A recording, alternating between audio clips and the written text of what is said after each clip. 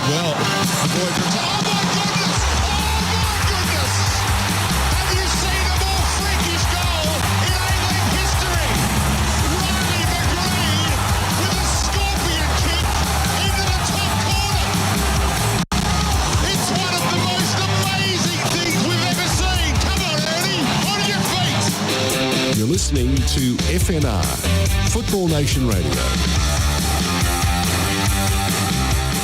Since 1998, Lanco Group has been providing superior civil engineering solutions and advice to developers, local government and service authorities across Australia.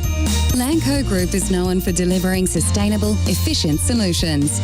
By working closely with clients, Lanco Group is able to meet the complex infrastructure requirements for residential, commercial and industrial developments on time, on budget. Find out more at lancogroup.com.au. Lanco Group, your business partner for engineering solutions. Maloney takes, and it's in! It's Ben Watson! It's Ben Watson for Wigan Athletic! They've surely won the FA Cup! For Dave Whelan, for Roberto Martinez! You just cannot write scripts like this!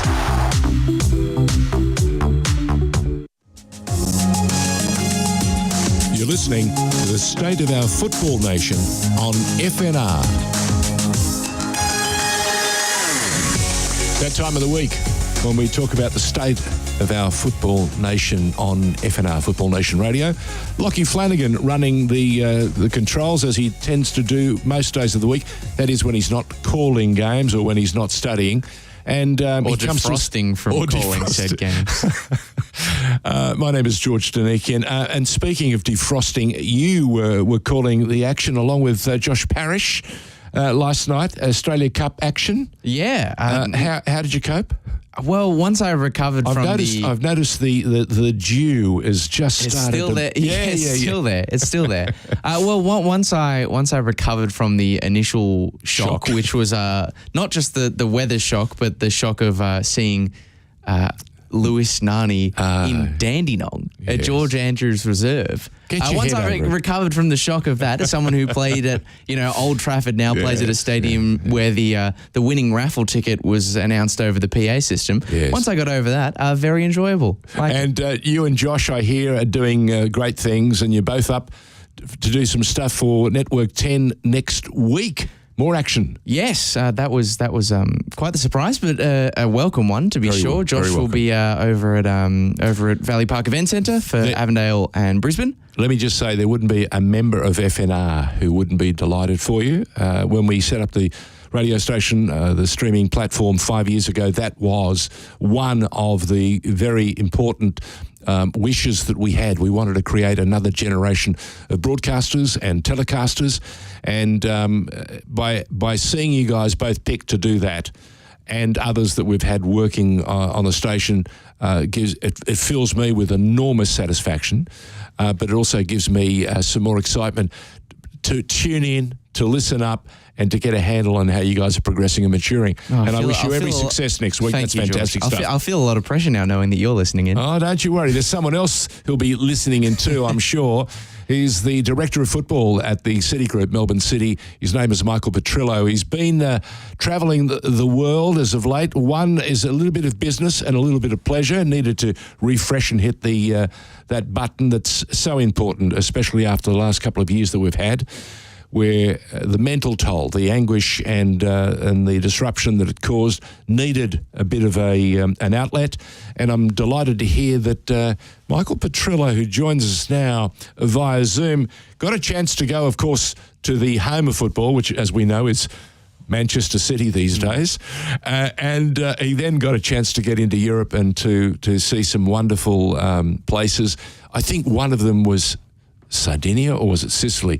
I can never discern the difference because, being stuck in Australia all these years, they all look the same to me. Michael Petrillo, welcome. G'day, George. How are you? I'm okay. Was Sicily?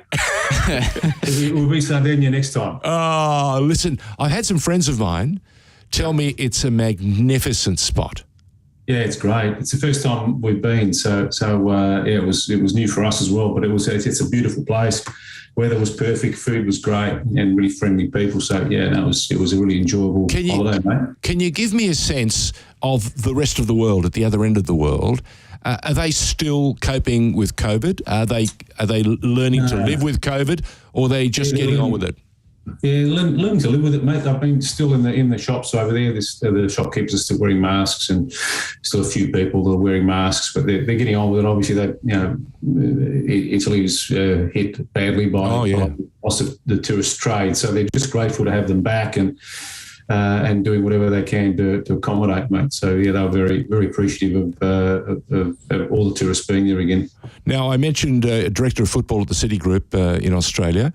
That means talent acquisition. It means looking after some of the great talent that's available around the world that can play for the club. Melbourne City getting itself sorted for yet another season.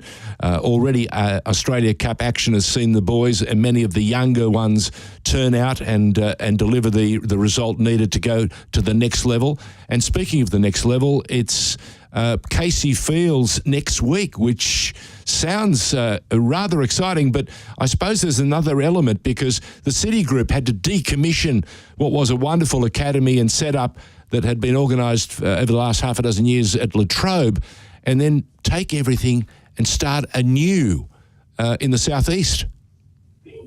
Yeah, it's exciting, George. We'll be playing the game at Casey Fields. It's a ground that Melbourne Storm played a couple of pre-season friendlies on before, but as I said, we're in the area. We've got a good opportunity for the kids and the general public in and around Dandenong and the southeast area to come and have a look at the game, and obviously support us from wherever they are for the first real competitive hit out in Melbourne against another A-League side. Now, I was told last year that there was an awful lot of development that was going to go on, and the City Group were going to be spending an inordinate amount of money when you consider some of the things that we've had to endure in the past. But how are things progressing? Are they near complete? Are they complete? Or are they still to be completed? Oh, look, we've got most of the pitches are done, George, so the boys can train properly. We're operating out of the academy facility, which is almost been completed. Still a little bit of exterior work to be done, but the main part of the building's only just begun, so we're probably about 12 months away before that's finished. So unfortunately, we're trying to cope within a construction site, so it's being built basically in and around where we are.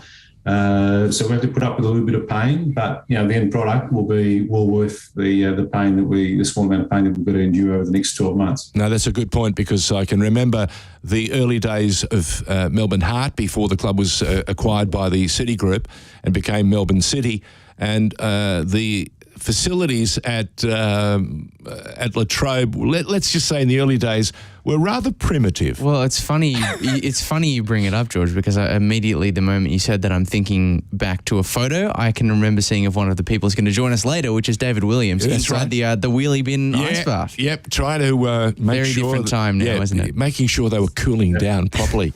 Do you remember any of those days, Michael Petrillo? Well, I wasn't with Melbourne City at that stage. I know. I just like throwing that out there. but you would have seen it.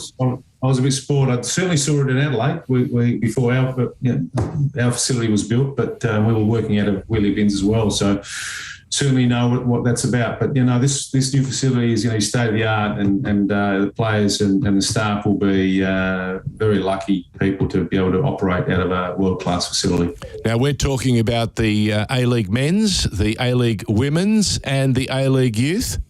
That's right. Yeah, all the academy, the women's team, and the men's will all operate out of that facility. There'll be separate areas for each sort of department, if you like. But yeah, as I said, we'll be sharing some unbelievable facilities there once they're complete.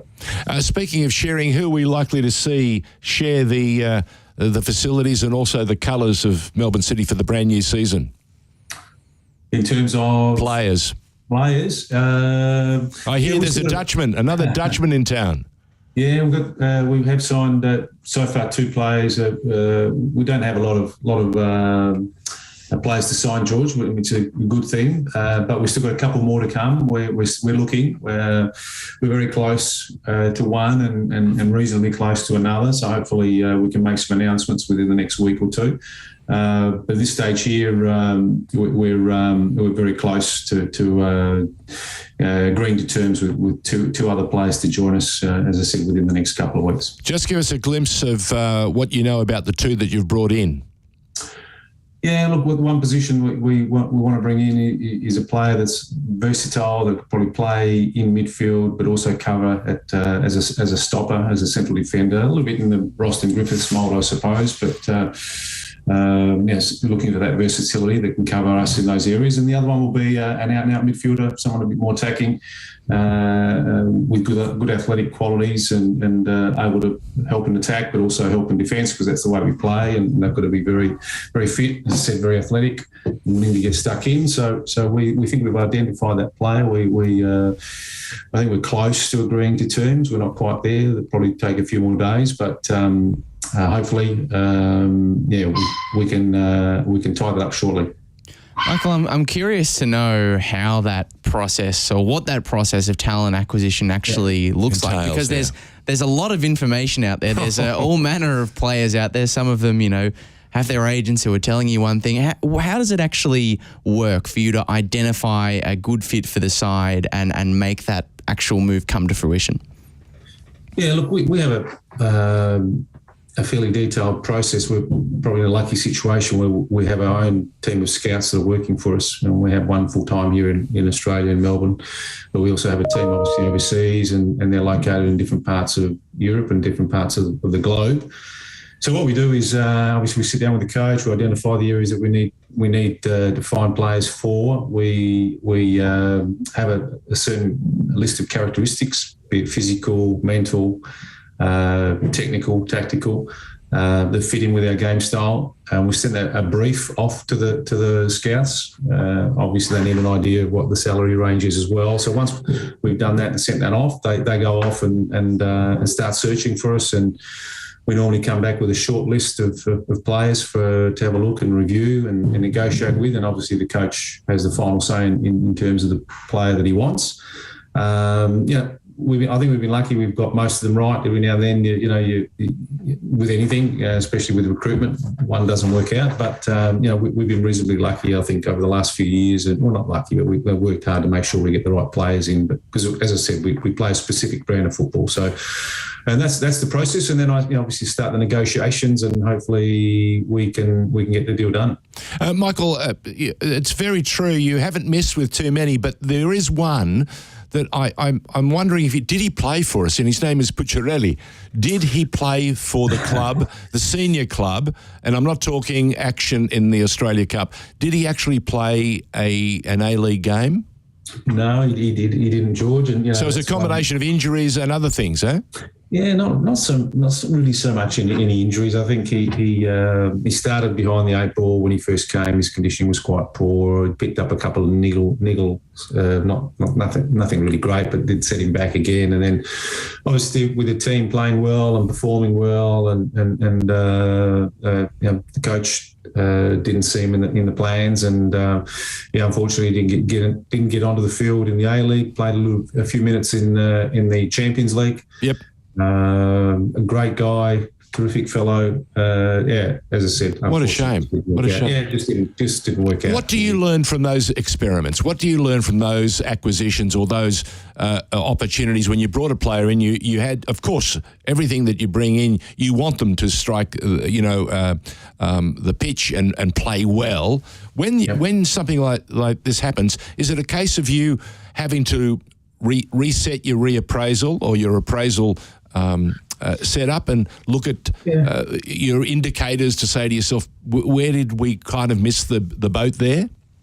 Yeah, we did obviously review that, and maybe where did we get it wrong? Did we get it wrong? As obviously it's very hard to judge because he didn't play A-League. So one of the things we did learn was that players who dropped down too far a level, and probably Butcher the last 12 months he played in the second division in Qatar and may have lost a little bit of conditioning and zip. And PK is very big on having players that are super fit and super sharp. And unfortunately, when he came, he wasn't in that condition, and then he struggled to get into the team. So that's one area that we now, when we conduct our medicals, we also want to make sure that they're in super shape, but also that they haven't dropped levels, from where they were. I mean, we're Butcher playing in Serie A, played 100 Serie A games, so technically we know he's good enough. But unfortunately, having COVID affected a couple of seasons in the Middle East in a second division club where he didn't play much and didn't train much. That cost him, yeah. Yeah, 30 years of age, unfortunately. The point that you make there is so valid, because we saw it in real life when Florian Berenguer got injured going into the finals, and then we got him back just for those critical games. And although he played well, he wasn't at his flying best. So even there, someone who had been with us and had a fantastic season didn't quite finish the way he deserved to finish, and may well have been one of the reasons why the club didn't finish 10 out of 10, if you know what I mean. Yeah, especially in the grand final. Certainly, it hurt us, losing Florin and O'Neill. And O'Neill, we lost two of our starting three midfielders, and arguably, both of them had their probably best seasons ever. So that really hurt us. Having said that, I still think, when you look at the grand final, we had enough opportunities and we did enough to win the game, but unfortunately got off to a bad start. So did not put it in the back of the net. No, that's right. Exactly. That's unfortunately, if you don't score, you don't win. So correct. Just run that line past Liverpool in the Champions League. Yeah, exactly. Real Madrid. Everyone says, Liverpool deserve. Well, on the actual championship shield, you can see the name is Real Madrid and not Liverpool. Mm. Yeah, exactly. And knockout finals are difficult, George. You've got to be on your medal on the day. There's no second chances, so it's difficult. As a lot of really great teams have found out in the Champions League, it's not always an easy thing to do. So, but yeah, look, we can only present ourselves, having won 2 premierships in a row, and also the grand final the year before that, to present ourselves again in another grand final, and hopefully we can do it again this year. We've had 2 or 3 really good seasons, and hopefully we can continue that march again this season. Just how difficult in the A-League is it to sustain that success? Because I think we've seen over the course of the A-League men's in particular, that actually year on year to be that team who is right up the top is really, really hard, for a variety of reasons, finals being one of them. Oh, yeah. Transfers of players. Just how difficult, what are the challenges that go into maintaining such high standards year on year, Michael? Yeah, look, it is difficult. We've been a little bit lucky that not lucky, I suppose, good planning. We sort of had a really stable squad. We've also had a continuation of the same sort of coaching philosophy from Eric Mombaetz to PK. So that certainly helps. And once you've had a bit of success and you've got a good program in place, players can attract the right players, and we've been able to do that. But it becomes more difficult because everybody else then wants to try and catch you. So they try and improve their squads and they try and improve the way they play. So you've got to try and find ways that you can keep ahead of the pack and have an edge on your opponent. So it is difficult, but it's not impossible. There's no reason why. We shouldn't think that we can't win it every season. And we've got high ambition, and we certainly want to be in the top 2 teams every season. But as you said, it is difficult, and we've got to find ways to keep improving every season. You mentioned that sort of injury hit midfield towards the end of the season last year, and I'm curious to that end to know how Richard van der Ven, the new Dutchman, fits into that sort of midfield plan, because obviously the basic information we have on him is an attack-minded midfielder. But we saw, Florin was the man who did a lot of that sort of attacking load in the midfield? Is he someone who comes in with a chance to maybe ease that burden on Florin and create a bit more of a different dimension potentially? Yeah, he's certainly a little bit different from Florin. He's we see him as a good replacement for Connor Metcalf, and he's a left footer, box to box. Box to box. The good thing with Richard is not only does he like to get forward, but he's got an enormous engine.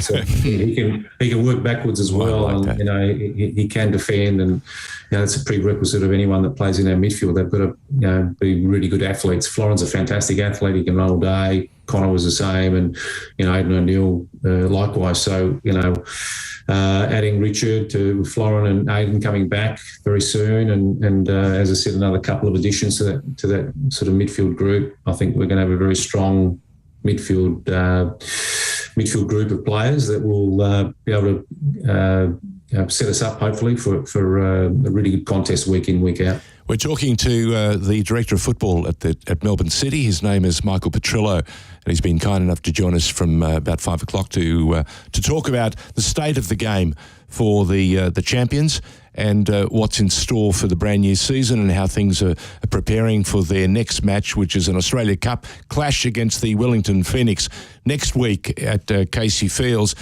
We've got a young footballer who wants a career in the game coming up in the next couple of minutes.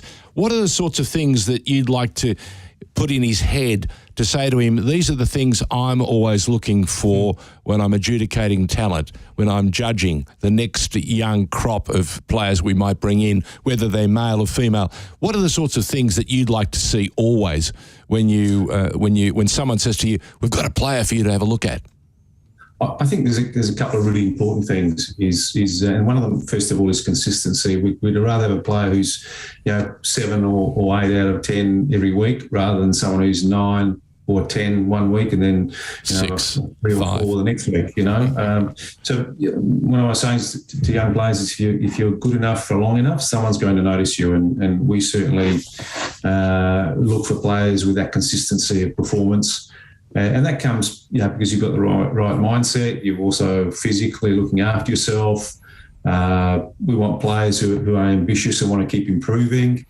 Those are the key aspects, George, for younger players, and it goes through to probably to more experienced players as well. They're prerequisites for us that they're consistently performing at a good level week in, week out. Michael, before we let you go, a couple of things I want to run past you.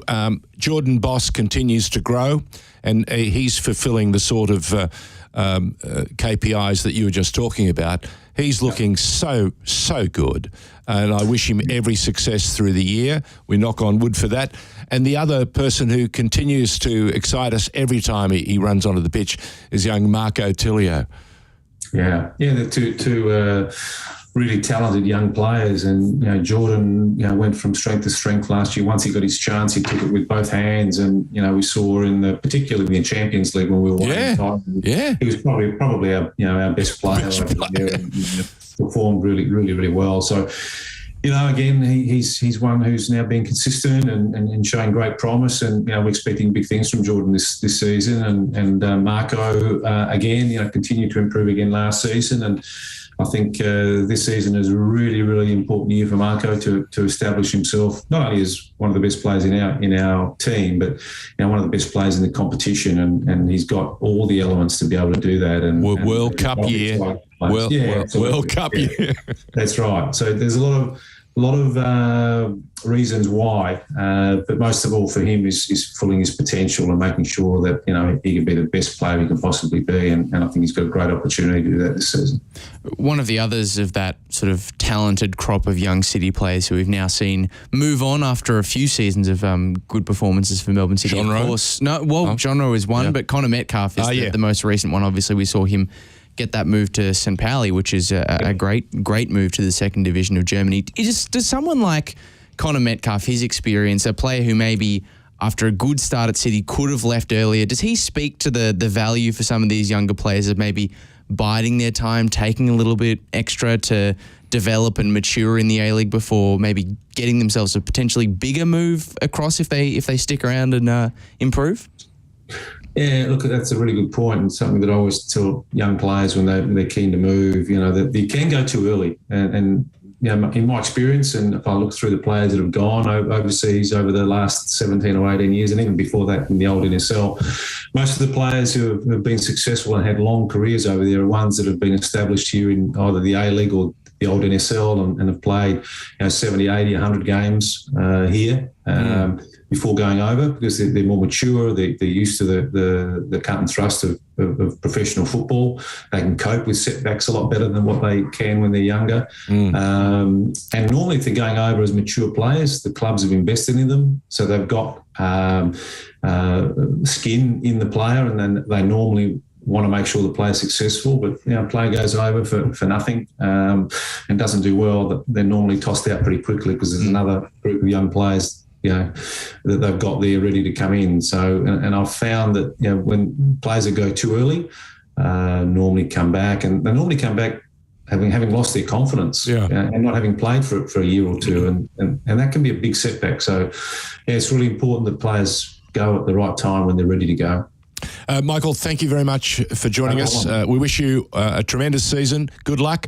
And, of course, next week, Casey Fields. It's the Australia Cup clash. The Australia Cup really starting to captivate people, as we knew it would, especially if it got the coverage it deserves. And I see through Paramount Plus and 10 Play, that is exactly what's happening. And to those of you who are going to be listening next week, and don't get startled if you hear someone who sounds like Josh Parrish or Lachie Flannigan front up on your screen. They are our boys from FNR. Thank you, Michael. No problem. My pleasure. Thanks, the best. Guys. Well done. Now, a youngster we're going to catch in a moment. We're going to take a break. His name is young John Fotopoulos, and he's another one of these young boys who wants to make a career of it, and he's, as they say right now, serving an apprenticeship.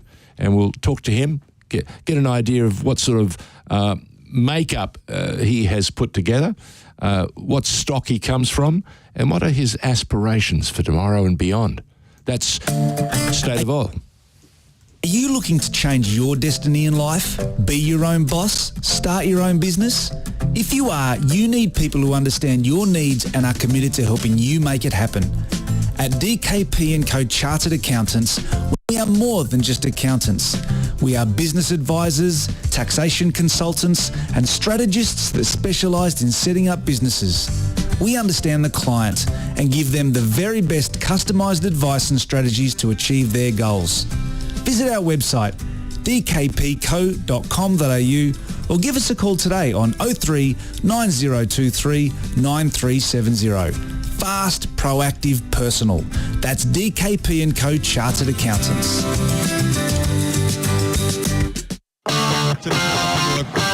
Penalty conceding kind of situation, but Atkinson did well. Oh my goodness! Have you seen a more freakish goal in A-League history? Riley McGreen with a scorpion kick into the top corner.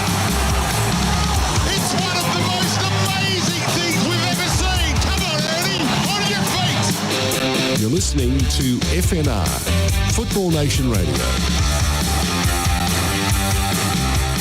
Since 1998, Lanco Group has been providing superior civil engineering solutions and advice to developers, local government and service authorities across Australia. Lanco Group is known for delivering sustainable, efficient solutions. By working closely with clients, Lanco Group is able to meet the complex infrastructure requirements for residential, commercial and industrial developments on time, on budget. Find out more at lancogroup.com.au. Lanco Group, your business partner for engineering solutions. You're listening to the State of Our Football Nation on FNR. George Donikian, joined by Lachie Flannigan, and we've just been speaking to Michael Petrillo, Director of Football at Melbourne City, and finding out what's in store for the champions of the A-League. And he was giving us a sense of what he'd like to see whenever he goes out there and looks for new players to bring to the club. And one young aspirant is a 17-year-old from the Sutherland Sharks in the New South Wales NPL 1. His name is John Fotopoulos. John, welcome to the station, and delighted to hear that you've made your debut. Hey, George, thanks for having me. I made my debut against Northbridge Bulls in the second last game of the season. There was a few players out injured, so Steve Gordon, the first grade coach, has been liking the performances I've been putting in the 20s and the 18s, and he thought that I was fit enough and ready to take the opportunity. What was it like? Give us a sense of, when did he tell you that you were playing in the first team? Was it Thursday night? Was it earlier in the week to give you a chance to settle down? Or did he give it to you at the last possible minute? So he rang me the day before, so on the Friday after I got back from school. Yep. So he gave me like a day in advance just to settle my nerves, just tell me to relax, tell me I'm going to play.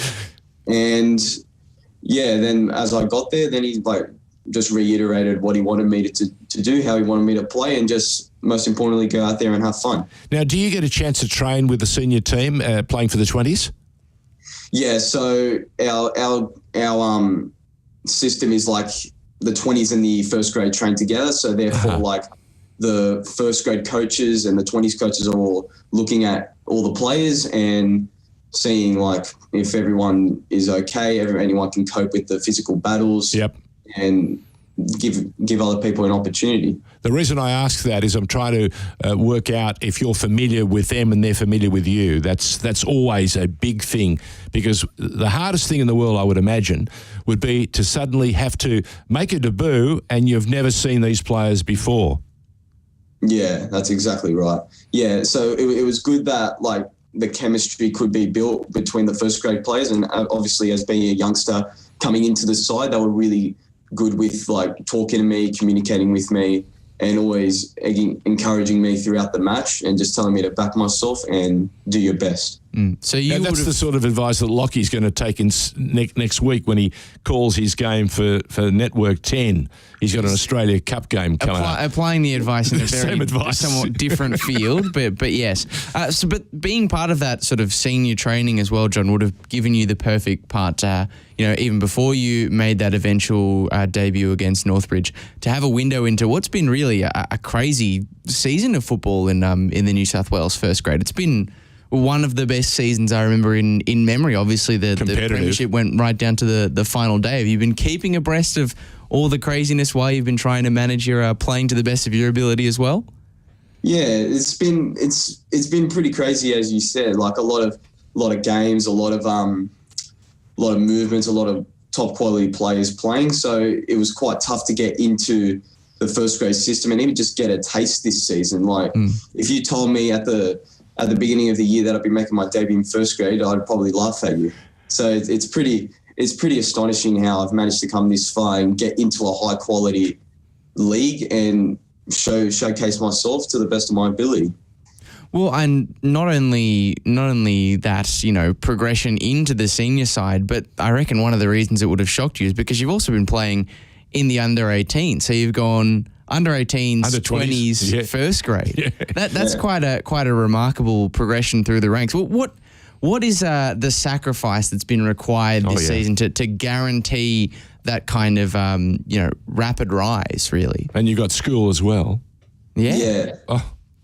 What's been the secret? I've had to balance myself out between my school as I'm doing the HSC this year. So I've had to really balance it out with my training and schoolwork.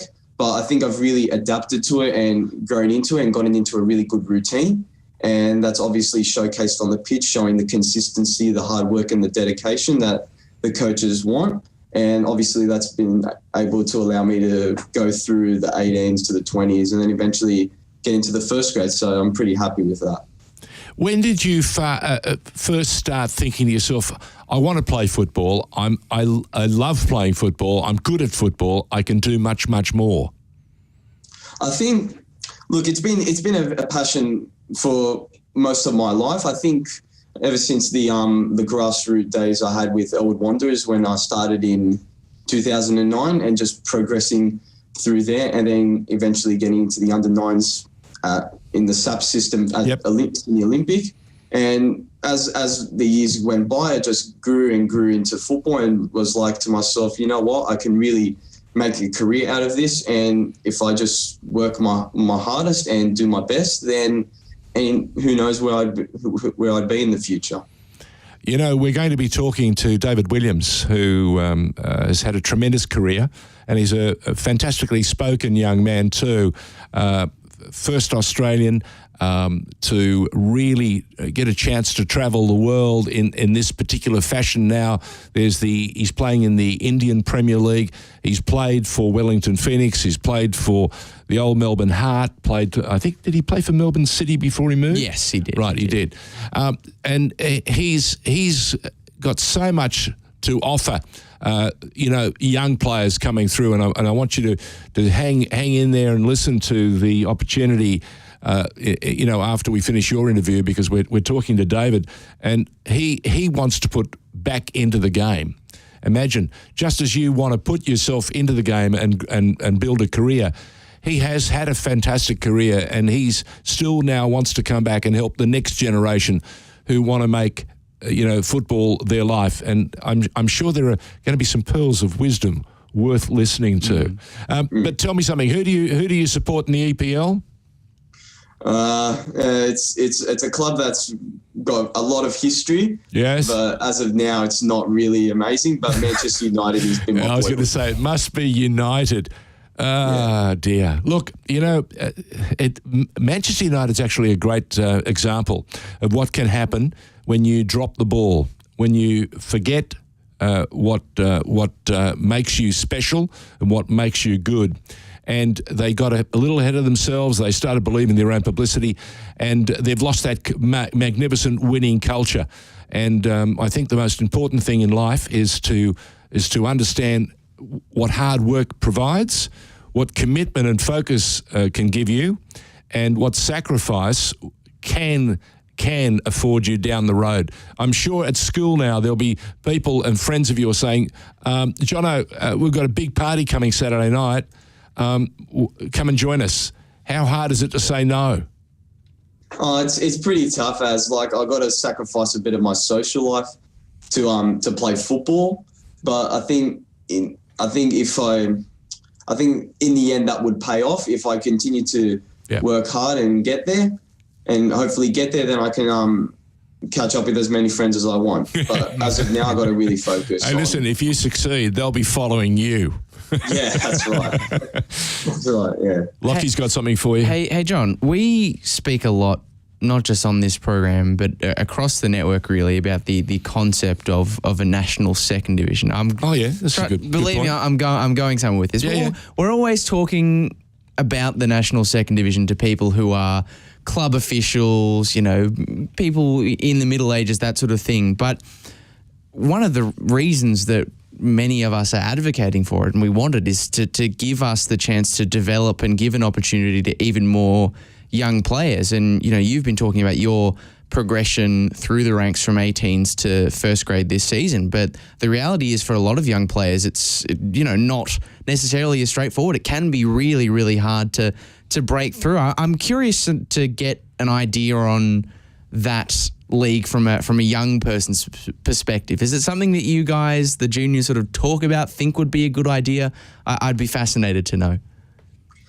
With my teammates and all the players, I think we really do, in our opinion, we really would love to see a second division, because the way in my opinion, I see it is like it starts like in the younger groups in the youth system. There's a fair bit of pathways because there's more teams. However, as you go up in the hierarchy, the path becomes narrower. Yeah, fewer pathways. So in the end, there's it's pretty much just NPL 1, NPL 2, but then to get noticed on the world stage, it's really you got to get into the A-League. So I think if we get more divisions or even just more teams in general, I think that would really open up the pathway for the players and allow them to showcase their talents, because there's not much talent that's being recognised in this country, I think. Yeah, I mean, I think that's an interesting way of looking at it. Nice to hear from someone who's actually sort of at the ground level. At the coalface. Like that. But that's right. Another question we always like to ask is, obviously you're paying attention to your first grade players, particularly in the Sutherland team, the good things that they do. How can I use that to get myself into the first grade side? But who are the players? You're quite versatile. You can play a lot of positions from what I understand. Are there particular players maybe in Europe, locally, that you like to sort of model yourself off, whether that's on the pitch or off the pitch, really? Yeah, so I think, look, watching a lot of the A-League games last season and watching the first graders at Sutherland Sharks, it's really allowed me to get a sense of how the professional environment is and how I got to act, how I got to communicate with other teammates, and how to be motivated really in order to get into a professional environment like that. So I think looking at these professional players and these first graders has really given me a sense of what I got to do and allowed me to at least get a sense of what is needed to get into first grade. What's next? So I think as of next year, my goal is to definitely keep playing first grade and get as many minutes as I can next season, and hopefully become the starting player in first grade at left back or whichever position they need me. And hopefully through that I can just get noticed by more people and the people higher up, and wherever it goes from there, hopefully it continues. Excellent. John Fotopoulos has been our guest on FNR, a youngster, 17 years of age, playing now for the Cronulla Sharks. Let me tell you, the Shire has had a history as a nursery of football. And I'm talking about the round ball code, not rugby league. The Sutherland Sharks. The Sutherland. The Cronulla Sharks, they are a very different code. I know.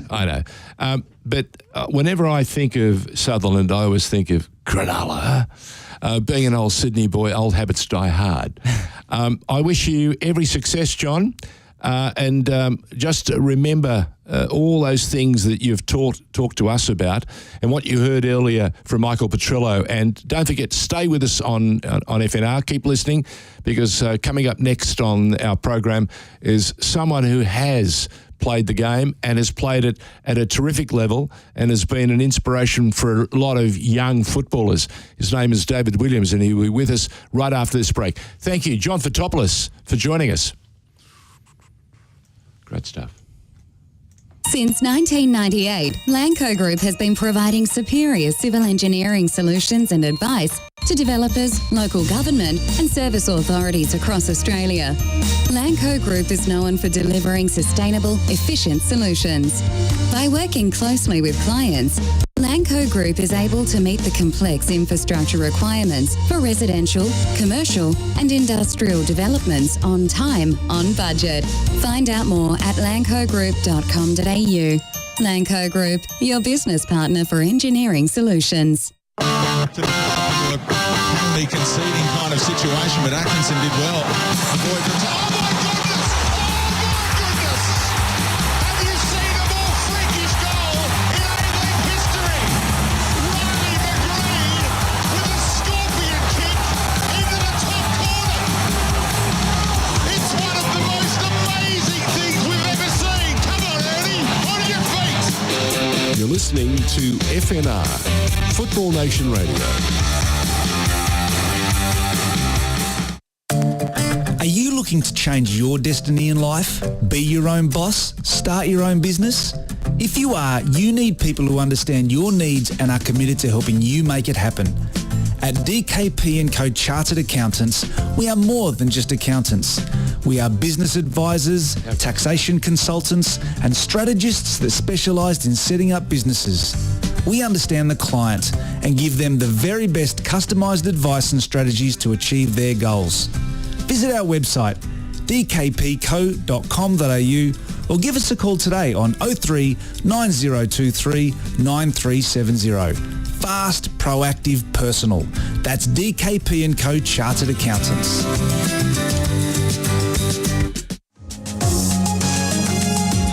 You're listening to the State of Our Football Nation on FNR.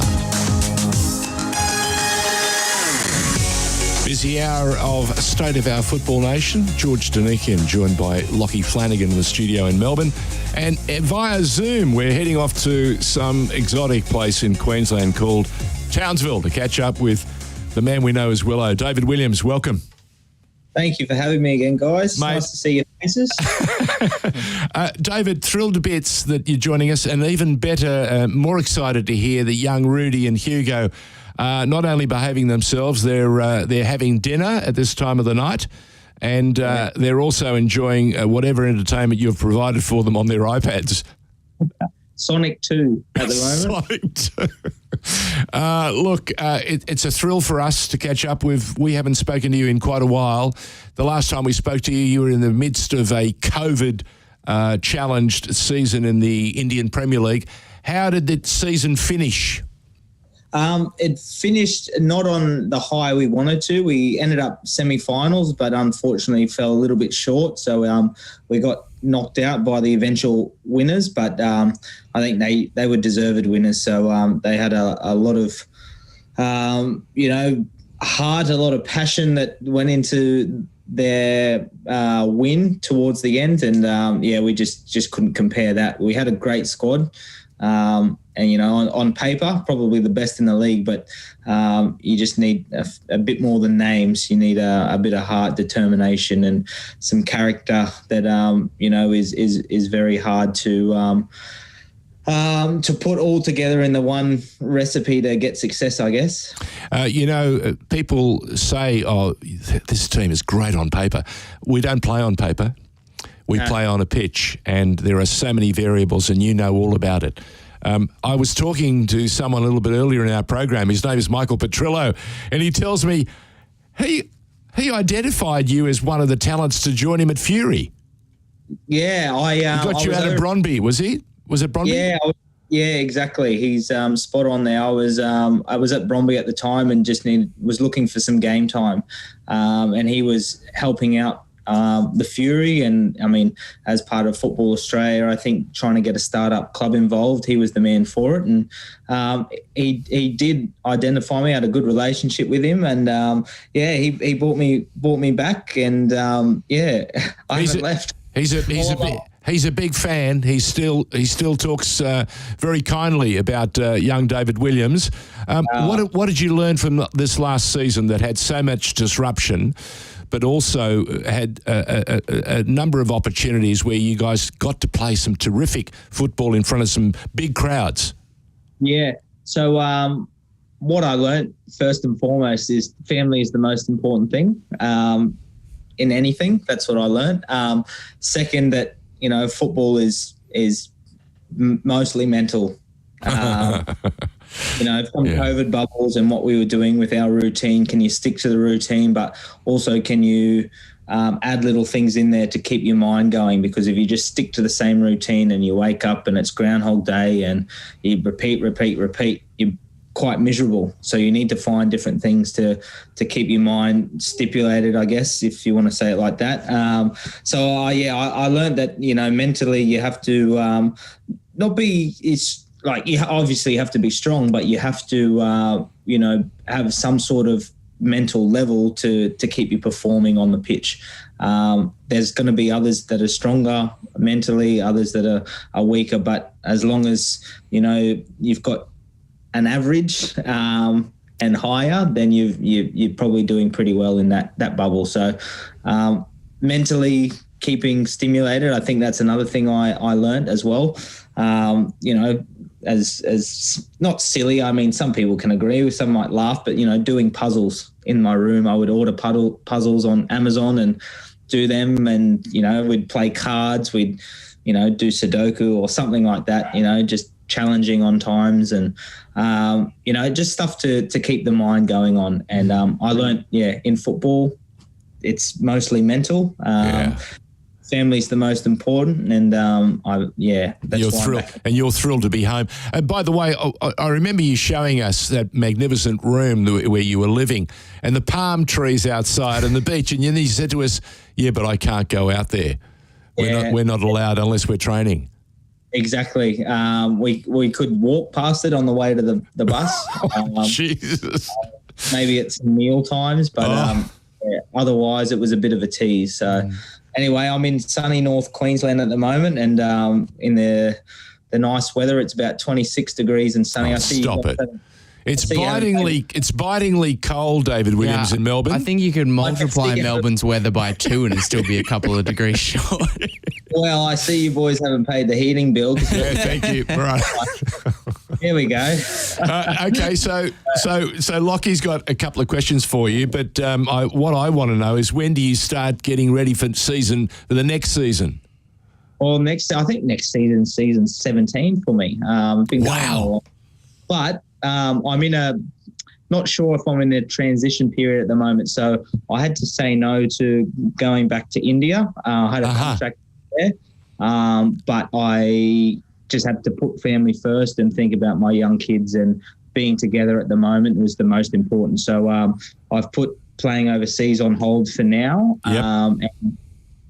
And my situation is very simple. I'm looking for something in the A-League, and if something comes up, great. If nothing comes about, then maybe I have to start thinking about life after football. But I know I've got a lot to give. I've still got, a few years left in me, but I have to be a bit selfless here and put my family first. Have you heard about Melbourne City, where the temperature is about 35 degrees normally? Everyone's wearing coats, every other week. Definitely. I mean, it's a big club. Great stuff. Club, but, not that I'd go anywhere, but I need the right deal. The right fit, yeah. Right fit for me. I'm ambitious, so I need to be at a club that is ambitious as well. I need a good, probably hard conversation as well with the coach to still get something out of what I can, because even though I'm experienced and I've been around for a while, you still have to have that hunger to do well and succeed. So you know PK, don't you? I know him quite well. Yeah, you can probably tell him a few good stories. Yes. Yeah, whether or not they want me, it's difficult. But what's hard to get at the moment as a free agent. I mean, I'm not selling myself, but it's very difficult to come by experience that's available. That's true. I've just played AFC Cup in India and qualifying, and scored quite a few goals in that. In how many games? 5 games. I got 4 goals. So. And a couple of assists. So I feel hungry still to play. I've still got a lot to give, but at the moment I just have to put my family first, and things will align if it's meant to be, and I feel like everything happens for a reason. And if you force something too much, correct, then it's not going to work out. But it's still though a fact that never give up. Keep going. If something fails, then you still got to keep going and persist. I mean, obviously, having been in that sort of isolated sort of setup for as long as you would have clearly taken quite the toll. What was the process like to make this decision? Because it's not as if playing wise, it's not like you're leaving a team where you haven't been getting minutes or anything like that. You've been playing really well. You've been scoring in the AFC Cup. Was there a particular moment where you're like, I have to make this decision? I'm really fascinated to know the process that you went through on that one. Yeah, well, short, quick answer on that is just my wife and I had a conversation, and we both, our answers and our, end of the conversation fell in the same pool, basically. So we knew that was the right decision. So that was the quick way. Obviously, having, potentially the chance to obviously stay in India even longer was then hard to give up. But once I had that conversation with my wife and we spoke about our kids and whatnot, then it was easy and it felt right. And there was a bit of baggage dropped from me in that sense, because, like the India League is it seems easy, but it's not. There's a lot to still deal with. Referees aren't great. They could be a lot better. That's why if I ever played in the A-League again, I would not have one complaint with them. Oh, they'd be delighted to hear that. They would be delighted to hear that. Oh, by the way, did you have to cope with VAR? No. And it would have been very, very beneficial for my team if we had it. we were a bit of a powerhouse over there, and a lot of people like to see us fail. So there would have been a lot of, jealousy. Given. There was maybe a bit of that as well. So anyway, that aside, I mean, I was very lucky to be at the club that I was at ATK Mohun Bagan. But look, I was happy with the conversation with my wife. We decided that, and I've had a good career. I've been smart with a few financial decisions, so we're not doing too bad. But I've just got to, put my young family first, because I can't get that time back. I can earn money for the next 25 years working, doing jobs, whatever. Yeah. I just can't get back that time with my kids growing up. And so that's why I'm still in Townsville now and making lunches in the morning, dropping the kids off. Rudy and Hugo will be thrilled to bits to have Dad around. Oh, they are sometimes. Sometimes maybe I'm a bit hard on them, but I drop them off. I get to the gym and get a few odd coffees in with some friends and just make sure that, I still am very ambitious to play football. I just got to keep myself fit. So I'm trying to do that when I'm kid-free. Well, that's very good. I'm sure the kids are especially grateful to have you around when you're letting them watch Sonic 2. That's important. It's about, honestly, not exaggerating this, it's probably the 40th or 50th time they've up there. So I feel like everyone has one of those movies. Exactly. And parents with kids that age would know that things are on repeat. So yeah, my daughter is a lot older, and she still hasn't stopped watching Frozen. Just thought I'd run that out there past you. Well, I apologise. I needed to make time because I apologise the last time, George, you tried to get me on for a panel for one of your extracurricular activities. I wasn't able to. So, no, that's all right. No. Listen, I got a shirt from someone called David Williams from Townsville, and I want to say a very big thank you. He promised us he would send me a shirt. And is that the one on the back, right on the wall there behind you? No. I'm going to wear it with pride. Oh, does it fit you? Mate, I'm on a crash course. Hey, don't worry. Next time we catch you, it will be up here, and you'll be able to see it with great pleasure. Oh, no problem. Thank you for accepting my gift. But I can't remember if I sent you a home or away jersey. The maroon and green, was it? Yes. Yes, it was. Okay. I thought there was maybe the one at the back there is white with a bit of a red trim. What's that one? It's a bit blurry, so I can't see. I think that's actually a Melbourne City one, I'm pretty sure, from a couple of maybe that's an omen. David, that's an omen. Looks good. I see the old Socceroos from the golden years. Is that the old Socceroos jersey? It is. Yeah. The victory one, the V pretty much explains itself. Can you believe the boys are going to the World Cup? Look, controversial question. I want to believe in the boys. I think they've done an outstanding job, but they made it difficult for themselves. Yeah, that's true. But at the end of the day, they got there. I'm very happy they're going. I'm happy that the country will have something again to support, and hopefully the growth of grassroots football. But not even that, just the growth of football through teens and young adolescents and adults. It brings people back to the stadiums in 2023. Coming in. Oh, super Christmas. Exciting. David, have you heard the latest regarding Adam Goods? Adam Goods has just decided to join an Indigenous group that John Moriarty has put together. I reckon you should be on that group too. Just quietly, I not that I can say I'm disappointed, but I would have enjoyed to have conversations about this as well. Well, let's see what we can do. Let's stir the pot. Let's stir the pot, because I have a lot to offer. I'm still potentially playing. I don't have the club at the moment. I'm not retired. There's 2 Indigenous kids playing still now, which Tate Russell, Western Sydney, and I haven't retired yet, so still myself.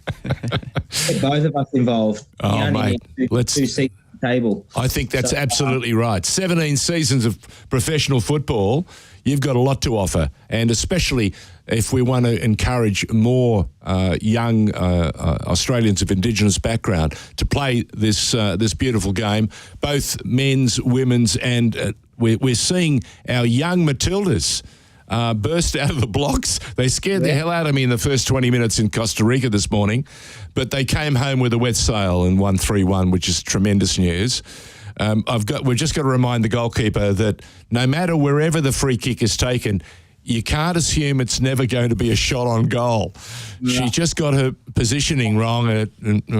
I saw the result. I didn't see the highlights, but I was following parts of it. Maybe it was you who was even retweeting it. It may well have been, David, but Lockie's got something for you. Well, I'm curious, as you go through that period, as someone who's obviously left a club looking for a new one, something we see a lot of, particularly in the A-League off-season, of people who go on trial. As a trialist in a practice game, I was at Dandenong Thunder last night, and Jordan O'Doherty was trialling for Melbourne Victory. How hard is that sort of trial process for you as a player? Because it's always one that I think fascinates a lot of people who are keeping their ears to the ground during the off-season. They see a player pop up here and they wonder what might become of it. But, from your perspective, what is that sort of period of having that experience of training and maybe playing a practice match with the game, hoping for a deal? How is that emotionally, physically? Take us through it.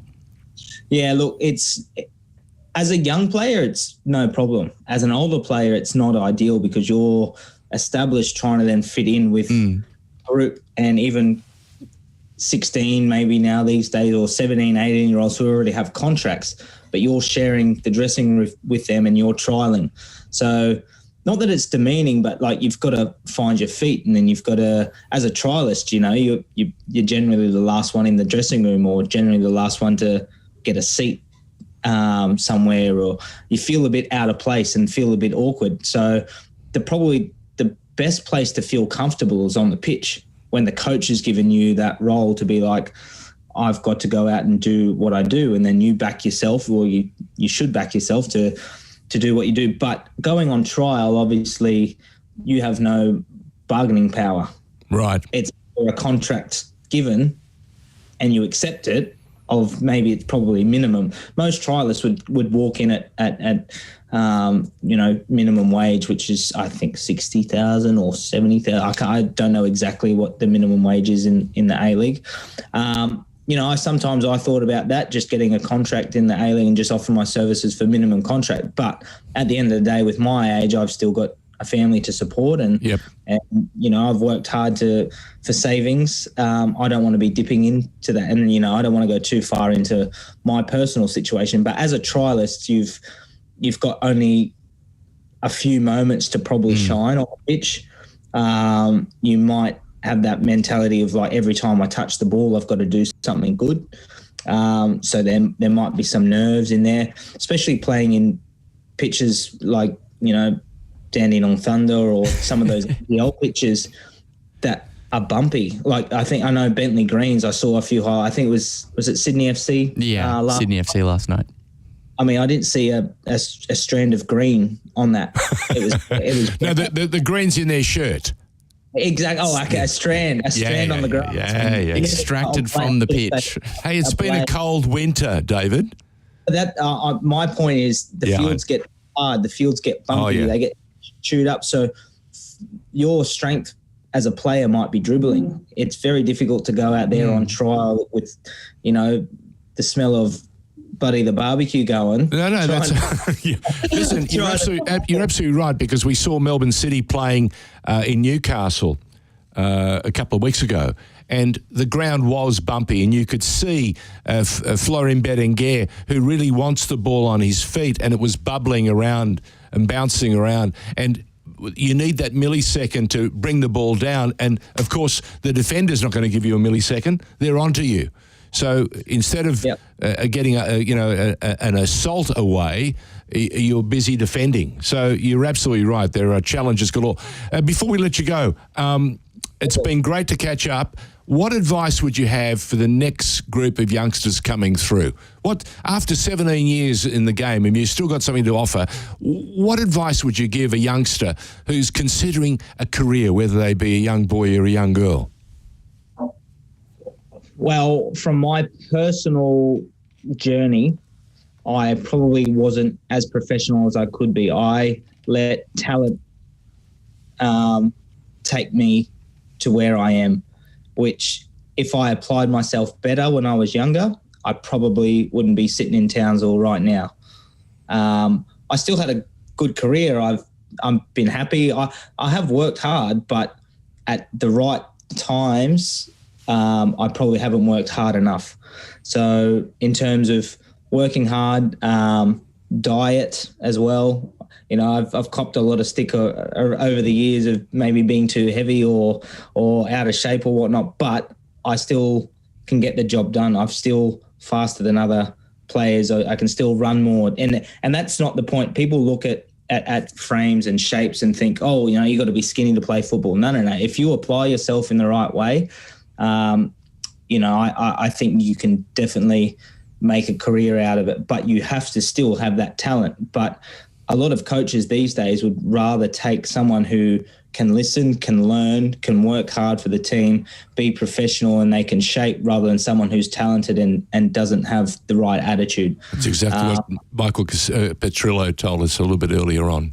So I would just have the right attitude to learn, make sacrifices, because if you get the habit of making sacrifices, then when the time to make those sacrifices comes, it'll be easy. Missing out on your friends' parties, you might be 17th parties, 18th parties when you're going out drinking or whatnot. Like, you got to give up that. Like, there's plenty of good stuff in life to have. I've missed out on all that. 21st, I've missed out on 30th, I've missed out on weddings, engagement parties, my kids' birthdays, Christmases, all that. But what I have at the moment in terms of monetary stuff and can provide for my kids in the future, I wouldn't give up what I've done before for those nights out of experiences, or, you know, buying nice cars or nice shoes or nice clothes when I couldn't afford it. Yeah. And there's people in the dressing room who can afford those things, but then there's other kids or players who want to live on that same level but don't have the same salary. So my advice is, you know, just work hard, make sacrifices, and look after your body, because your body is what's going to earn that for you. And that's me preaching something which I haven't probably done. I haven't had major injuries. I can still go another few years, and I've been very lucky. Maybe it's my, my hereditary genes that has kept me going. Yeah. But I actually played touch footy the other night, just last night, to keep. I do shuttles. Keep the reflexes going. Keep it going, and I can run I keep my watch on, and I can do about 2.5 Ks in shuttles in a game. So that's 40 minutes of running with just shuttles, and I'm still quicker than some of the Indigenous 18, 19-year-old kids who try and outpace me. I love that. Yeah. David Williams, that is fantastic. So the fire is still burning. That's what we want to hear. I'm ambitious. I just want to play in front of my kids again, to be honest. Like, my youngest has never seen me play. Who's the youngest? Is it Rudy or is it Hugo? That's Rudy. He's 3. He's never seen me live at a football stadium. He hasn't walked out on the pitch with me. He hasn't got photos with me. Hugo was there when I was at Wellington. He got to walk out with me. He got to play on the pitch after a few of the games and kick the ball and stuff like that. You know, we've had a couple of photos, but as a family man and a father of 2 boys who I would love to get into football, I want them to have some sort of memories, and I want to see memories, videos and photos to have for myself once I grow up. But Rudy, he loves the Cowboys, the North Queensland Cowboys. He's a very, very good tackler. He just goes for the legs, and he's good. You'll have to make him a goalkeeper, all right? Just a heads up. He'll be something. Yeah, you know what? He's got the mindset for a goalkeeper. They're always a bit loopy. Listen, young Vukovic is back in Australia. Oh, Danny's doing well. Danny's a terrific boy, and he's been through some amazing hardship with his family. But we've loved his journey, and we wish him every success. And we love David Williams, and we want you to, not finish your career this way. We want you to have another stint and showcase that magnificent talent that you've had for a great number of years, and gave us so much joy, not only at Wellington Phoenix, but also when you played for us at Melbourne City, and of course at Melbourne Heart. Thank you, David. Thank you, George. Thank you, Lachie, for having me. And what you said about Vuka, good to have someone like him back in the A-League, and a huge boost for Central Coast, that's for sure. Correct. Well said, David. Thank you for joining us again. And regards to the family, and we'll talk soon. Thanks, guys. Have a good night. All the best. There you go. Great young guy who still has a passion to play the game.